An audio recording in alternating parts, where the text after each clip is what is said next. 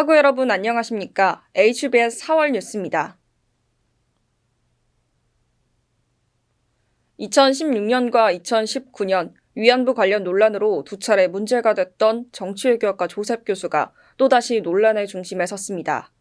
일본군 위안부는 자발적 매춘부라고 규정한 램지어 교수의 논문을 옹호하는 태도를 취한 것이 문제가 됐는데요. 학생들은 크게 반발하며 학교 본부의 대처에 주목하고 있습니다. 보도에 양민혁 기자입니다. 한양대학교 정치외교학과 교수가 위안부는 매춘부라는 주장을 옹호하는 듯한 기고문을 게재하여 논란이 일고 있습니다. 최근 하버드대학교의 램지어 교수가 자신의 논문에 일본군 위안부를 자발적 매춘부라고 규정하면서 많은 비판이 쏟아졌습니다. 하지만 이에 대해 한양대학교 조셉 교수는 램지어 교수의 학문적 진실성을 공격하는 것은 비생산적이고 피해자 중심적인 한국의 시각을 전제로 한 것이라며 램지어 교수를 옹호하는 기고문을 게재했습니다. 조셉 교수가 위안부 관련 발언으로 논란의 중심에 선 것은 이번이 처음이 아닙니다. 앞서 이 교수는 2016년 수업 도중 위안부 기억은 정확하지 않아서 신뢰할 수 없고 일본 정부만의 책임으로 볼 수 없다고 발언해 단과대학의 구두 경고를 받은 바 있습니다. 2019년에도 위안부 관련 한국 역사학자들의 연구는 민족주의 거짓말이라고 발언해 해당 발언을 규탄하는 서명운동이 전개됐습니다. 이후 끊임없이 다수의 학생들이 조셉 교수의 파면을 요구했지만 올해 조셉 교수는 학생들의 바람과는 다르게 재임용이 확정된 것으로 드러났습니다. 교수의 임용에 대한 그런 인사권이 있는 학교 본부나 사이드 인사위원회나 그런 곳에서 재발 방지를 마련을 하겠다고 2016년에도 2019년에도 제안을 했었어요. 근데 이게 사실 어떤 사람의 가치관, 어떤 사람의 역사관이 근본이 바뀌지 않는 이상 어떻게 100% 재발 방지를 할 수 있는지가 의문이었고, 계획을 조금 말씀을 드리자면 학교 본부의 입장은 어떤지, 이 사태에 대해서 대책을 어떻게 세울 건지를 여쭤보는 질의를 좀 보낼 생각이고요. 다시금 조셉 교수의 발언이 문제를 낳자 학생들은 조셉 교수의 퇴출 및 사과를 요구하는 서명운동을 진행하고 있는 것으로 전해졌습니다. 이어 동문단체는 학교가 재임용 반대 등의 학생들의 요구를 방관해왔다고 설명하면서 항의 방문하겠다는 의사도 밝혔습니다. 지난 2016년부터 이 교수는 일본군 위안부 관련 발언으로 논란이 되어 왔습니다. 역사 왜곡은 학문적 자유로 존중받고 보호받아야 할 대상이 아닙니다. 해당 발언에 대한 학교 본부의 확실한 대처가 필요해 보입니다. HBS 양민혁입니다. 다음 소식입니다. 제49대 총학생회 보궐선거가 또다시 무산됐습니다.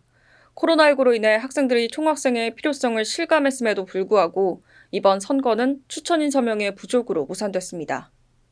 선거 체제의 문제, 총학생회에 대한 학생들의 신뢰도, 그리고 관심도까지 여러 가지 원인이 복합적으로 작용한 결과로 보이는데요. 지속적인 학생 선거 무산의 원인과 앞으로 나아가야 할 방향에 대해 김진선 기자가 취재했습니다. 2021학년도 한양대학교 제49대 총학생회 보궐선거가 정식 후보자 등록조차 하지 못한 채 무산됐습니다. 올해 3월 보궐선거에서는 한 팀의 후보자가 출마했으나 추천인 서명 인원 부족으로 후보자 등록 기간 내에 입후보하지 못했습니다. 3월 보궐선거 추천인 서명은 3월 9일부터 11일 오후 6시까지 3일간 이어졌고 온라인 투표 시행 규칙에 따라 선거관리위원회에서 지정한 온라인 구글 폼으로 진행됐습니다. 총학생회 정보학생 회장은 총 500인 이상의 추천인 서명을 받아야 했으나 311표로 후보자 등록에 성공하지 못했습니다.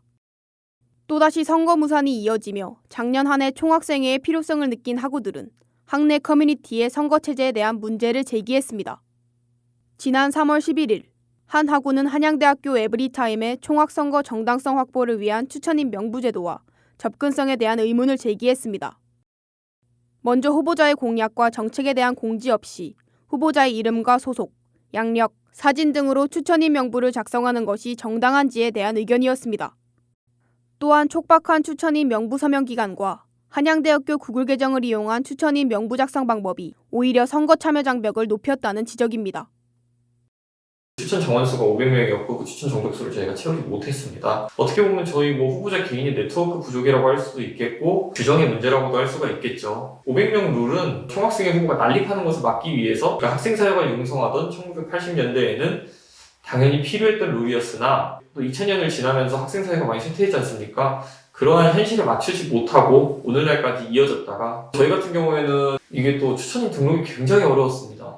이제 어떻게 보면 또 그런 부분에서 지원 요인도 많이 떨어졌었고 그럼에도 500명을 고수한 거는 사실상 좀 제도에 좀 문제가 있지 않았나 하는 생각도 개인적으로 많이 듭니다만 1차적인 문제는 이제 또 저희한테 좀 있었겠다고 생각이 듭니다. 사실 추천인이 모자라서 이렇게 무산이 된 경우는 처음이고 저도 그랬던 가장 큰 이유가 아무래도 선거 방식의 변화라고 생각해요. 한 번도 시도하지 않았던 온라인 선거라는 걸 도입을 했는데 그거에 대한 홍보, 그거에 대해서 한양대 학우분들한테 이해시켜드리는 과정이 조금 모자랐다고 생각합니다.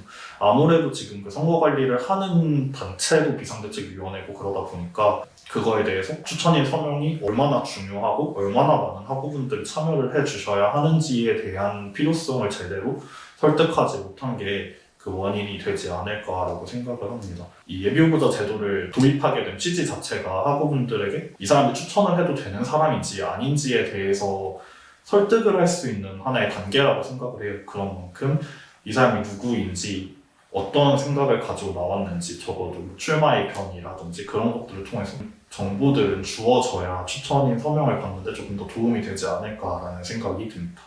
한편 과거 총학생회의 부정으로 인해 여전히 총학생회에 대한 학우들의 부정적인 시선이 일부 존재한다는 의견도 보였습니다. 전에 무너졌던 총학생회에 대한 신뢰를 쌓아올리는 게 조금 어려웠다고 생각합니다.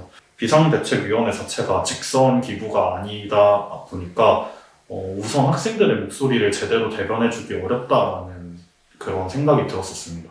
특히 학교와의 협상 테이블, 지자체와의 협상 테이블에서 우리가 제대로 된 목소리, 제대로 된 힘을 낼 수 없다라는 생각을 좀 했어요. 또 하나의 문제점이 연속성에 대한 문제가 컸었던 것 같습니다. 아무래도 비상대책위원회 체제는 1년 1년 이제 인원이 새로 바뀌기 마련이고 그러다 보니까 그 전 때 사업에서 했었던 시행착오들 그런 거에 대한 어떻게 하면 해결할 수 있을지에 대한 노하우가 많이 부족하고 그렇다 보니까 사실 올해도 저희 특별장학금 관련해서 말이 많았잖아요. 비상대책위원회에서 실수도 나오게 되고 그렇기 때문에 우리 총학생회가 지금 추구해야 되는 부분은 학교에 있는 상섭위원회라든가 이런 부분이랑 좀 영역을 명확히 해야 될 것 같더라고요. 어떻게 보면 지금 굉장히 위기의 상황이고 또 그렇기 때문에 업무가 효율화되고 학생들의 여론을 일치단결시킬 수 있는 그런 능력 있는 총학생회가 사실 있었어야 한다고 생각을 합니다. 학생들의 목소리를 대변할 수 있는 어떻게 보면 유일무이한 기구가 총학생회잖아요. 그런 총학생회가 이제는 다시 부활해서 학생들의 목소리, 우리의 의견, 우리가 학교에 피력하고 싶은 것들을 정확히 전달을 하고 학교라는 단체를 같이 만들어 나가야 하지 않나라는 생각이 듭니다. 2021학년도 총학생회 총여학생회 보궐선거 무산으로 우리 학교는 5년째 비상대책위원회 체제로 운영됩니다. 5년째 이어지는 총학생회의 부재를 끊어내기 위해서는 이전까지 제시됐던 선거 체제에 대한 문제점이 해결돼야 할 것입니다. 더불어 학생사회 실현의 주인공인 학우들의 관심과 참여가 필요한 순간입니다. HBS 김진선입니다. 우리 학교의 매장 상인들이 코로나 상황으로 인한 경제적 어려움에 대해 토로했습니다. 교내 복지 매장은 학생과 교직원을 대상으로 영업하는 특수상권인 만큼 코로나로 인한 매출 손실이 더욱 상당한 것으로 드러났습니다. 이런 상황을 고려해 학교는 지난해 3월부터 교내 입점 매장의 임대료를 일정 비율 감면해오고 있지만 상인들은 여전히 학교의 대응이 부족하다는 불만을 표출했습니다. 결국 경제적으로 어려워진 매장들이 문을 닫기 시작했으며 학생들은 많은 불편함을 호소하고 있는 상황입니다. 익명의 학우가 발암물질인 성면으로 구성된 학교 건물에 대해 우려의 목소리를 표했습니다. 대학생 커뮤니티 사이트 에브리타임에서는 성동구에 남아있는 성면 건물 중에 3분의 1 이상이 한양대학교 건물이라고 설명하며 성면 노출에 대한 안전성의 문제를 제기했습니다. 또한 현재 코로나 상황으로 인한 비대면 수업 상황임을 고려해 신속히 성면 해체 공사가 진행되어야 한다고 주장했습니다. 한편 성면은 1급 발암성 물질로 2009년부터 제조 및 사용이 전면 금지된 물질입니다. 2021년 1차 대학 평의원회에서 체육학과와 스포츠산업학과를 아우르는 스포츠산업과학부의 신설을 통보하며 학생들의 반발을 사고 있습니다. 이번 대학 평의원회에서는 두 학과를 스포츠산업과학부로 통폐합할 것을 결정했으며 체육학과는 스포츠과학 전공으로 스포츠산업학과는 스포츠 매니지먼트 전공으로 변경한다고 공지했습니다. 하지만 두 학과의 통폐합 과정에서 학생들에게는 어떠한 사전 의견 수렴이나 논의가 이루어지지 않은 것으로 밝혀졌습니다. 학교의 일방적인 결정에 해당 학과 학생들은 강한 분노와 비판의 목소리를 내고 있는 상황입니다.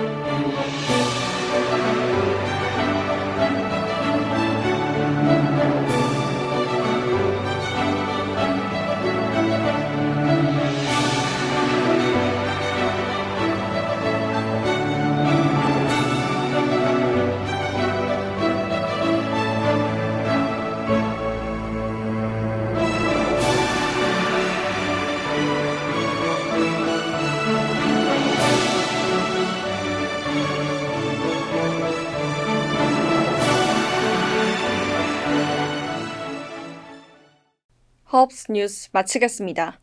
함께 해주셔서 고맙습니다.